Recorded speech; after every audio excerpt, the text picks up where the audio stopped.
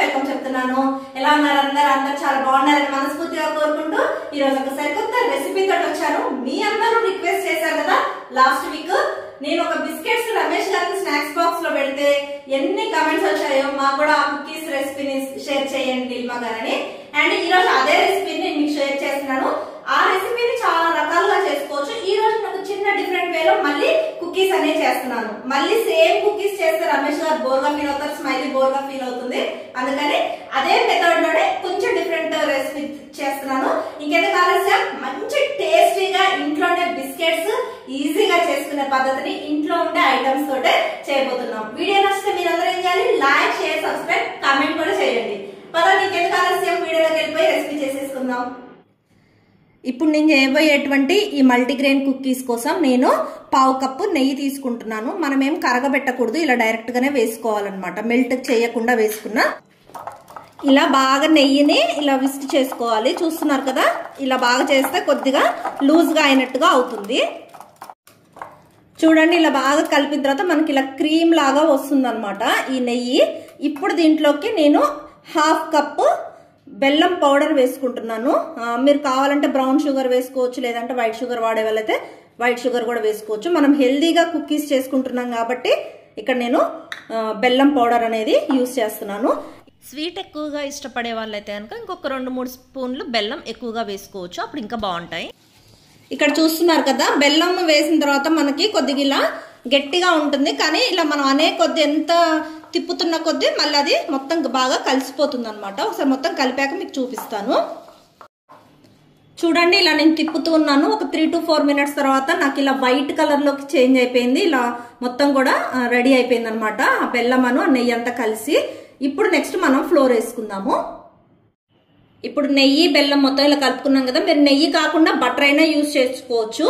And ఇక్కడ ఇప్పుడు నేను చేస్తున్న కొలతకి నేనైతే ఇక్కడ 1 కప్ మల్టీగ్రెయిన్ ఆటా అంటే మన వీట్ ఫ్లోర్ తీసుకుంటున్నాను. మొత్తం మల్టీగ్రెయిన్ ఉండే ఆటా దొరుకుతుంది కదా, ఆ గోధుమ పిండి తీసుకున్నాను.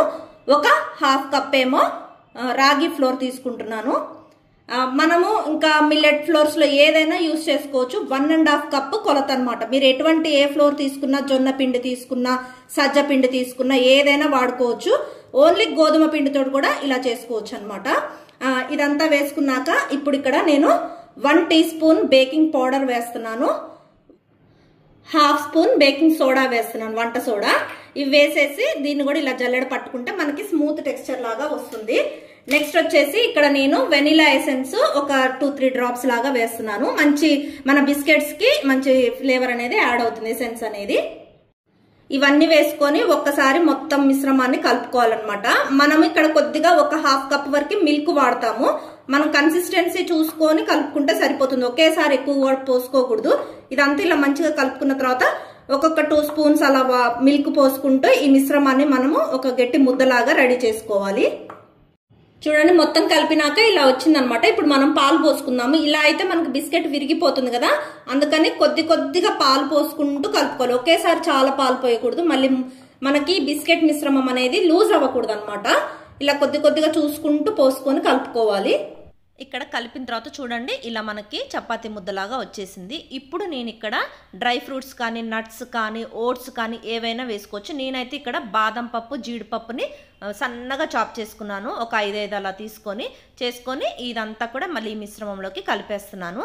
ఇలా వేసుకోవటం వల్ల హెల్దీ అండ్ టేస్టీ కూడా కదా.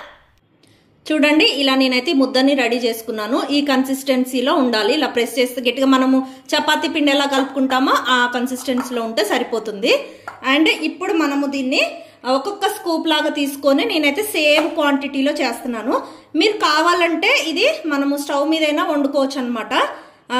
అండ్ నేనైతే ఇప్పుడు ప్రస్తుతానికి ఓవెన్లో కుక్ చేస్తున్నాను. ఇలా సమమైన కొలతలోకి రావాలంటే ఏదైనా ఒక స్పూన్ తీసుకొని అలా సేమ్ క్వాంటిటీలో ఇలా కొలతలాగా తీసుకొని నేనైతే ఇక్కడ బేకింగ్ ట్రేకి నెయ్యి అప్లై చేశాను.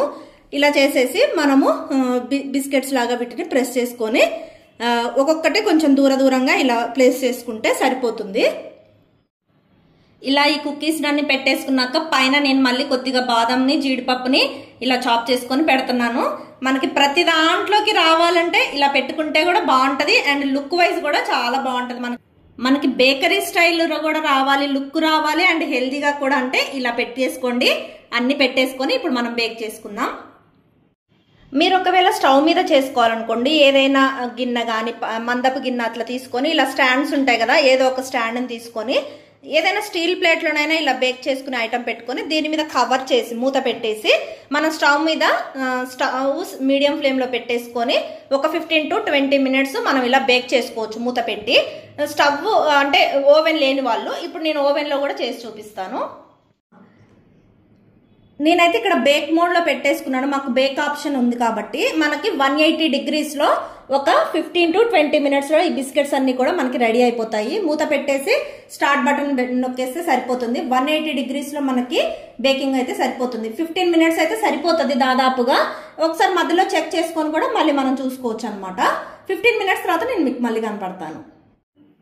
15 minutes తర్వాత కుకీస్ అయితే రెడీ అయిపోయాయి. ఇంకెందుకు ఆలస్యం, వెయిట్ చేయకుండా చూసేద్దామా. వేడివేడిగా కుకీస్ అయితే రెడీ అయిపోయాయి ఫ్రెండ్స్. కాకపోతే వేడి మీద వీటిని తీయకూడదు అనమాట. ఇక్కడ చూపించినామా, వేడి మీద ఉన్నప్పుడు వీటిని మనము దీంట్లో నుంచి తీయకూడదు. అంటే ఒక 1/2 hour వాటిని చల్లగా చల్లారనివ్వాలి, తర్వాతనే మనము తినాలన్నమాట. ఓవెన్ లో అయితే స్మైలీ కుకీస్ రెడీ అవుతున్నాయి. చాక్లెట్ కుకీస్ అనమాట అవి. ఎవరైనా పిల్లల కోసం కావాలంటే మాత్రం నేను ఈవినింగ్ కి షార్ట్ వీడియోలో పెట్టేస్తాను, షార్ట్స్ లో చెక్ చేసుకోండి. అండ్ ఈ రెసిపీని మాత్రం తప్పకుండా చేసుకోండి. చాలా హెల్దీగా చాలా బాగుంటాయి. ఇలా డిఫరెంట్ గా మనము ఫ్లోర్స్ తోటి చాలా రకాల రెసిపీస్ చేసుకోవచ్చు అనమాట. మల్టీగ్రెయిన్ బిస్కెట్స్ అనమాట ఇవన్నీ కూడా కుకీస్. ఇప్పుడు నేను దగ్గర నుంచి మీకు ఇక్కడ చూపిస్తాను, రండి. ఇక్కడైతే నేను చూడండి కొంచెం ఇక్కడ ఉన్న మధ్యలో ఉన్నవి కొద్దిగా ఎక్కువసేపు బేక్ చేశాను. అలా చేసినా బాగానే ఉంటది. ఇవేమో ఫస్ట్ వేసినవి అనమాట, కొంచెం తక్కువ బేక్ అయ్యాయి. ఒక 12 to 13 minutes లో బేక్ అయినాయి. ఇవేమో ఒక 15 to 18 minutes బేక్ అయ్యాయి అనమాట. సరే ఎలా అయినా ఓకే, మనం టైం చూసుకొని చేసుకోవచ్చు. అండ్ ఇక్కడ చూడండి ఫ్రంట్ బ్యాక్ సైడ్ ఇలా వచ్చింది. అండ్ ఇలా అనగానే ఇలా వచ్చేస్తాయి ఫ్రెండ్స్. ఎంత టేస్టీగా ఉంటాయో, ఈజీగా చేసుకోవచ్చు, ఇంట్లోనే మనం హెల్దీగా చేసుకోవచ్చు అనమాట. ఇప్పుడు నేను టేస్ట్ చూసి చెప్తాను, ఓకేనా. నోట్లో స్మైలీ సూపర్ గా ఉంటాయి మమ్మీ చేసే కుకీస్. నేనైతే నా కుకీ సెట్ కోసం వెయిట్ చేస్తున్నాను. అవి బేక్ అవుతున్నాయి. Like, share and subscribe to trendy నిల్మా ఐడియాస్. ఒకవేళ మీరు కనుక కుకీస్ చేసుకుంటే కామెంట్ సెక్షన్ లో పెట్టండి ఎలా వచ్చాయో. సరికొత్త వీడియో ఐడియా తోటి మేము ముందుకు వస్తుంది మీ ట్రెండీ నిల్మా. అంతవరకు టేక్ కేర్, బై ఫ్రెండ్స్.